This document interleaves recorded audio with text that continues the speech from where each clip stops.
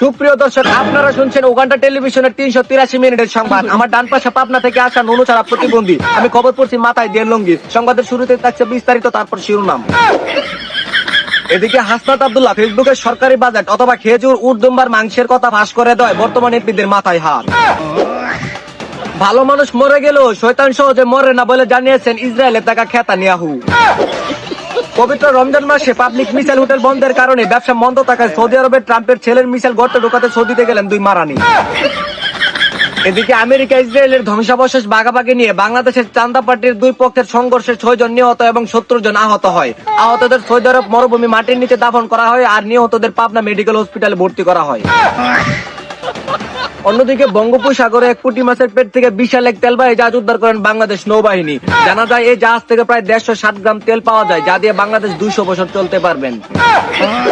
এদিকে সংসদ ভবনে প্রধানমন্ত্রী খায়রুল দেওয়ানের বক্তব্যে ভয়ে সংসদ ত্যাগ করলেন দুই বিরোধী পার্টি। বিস্তারিত দেখুন গাঞ্জাখোর রিপোর্টে। জনাব খায়রুল দেওয়ানকে বক্তব্য দেওয়ার জন্য অনুরোধ করছি।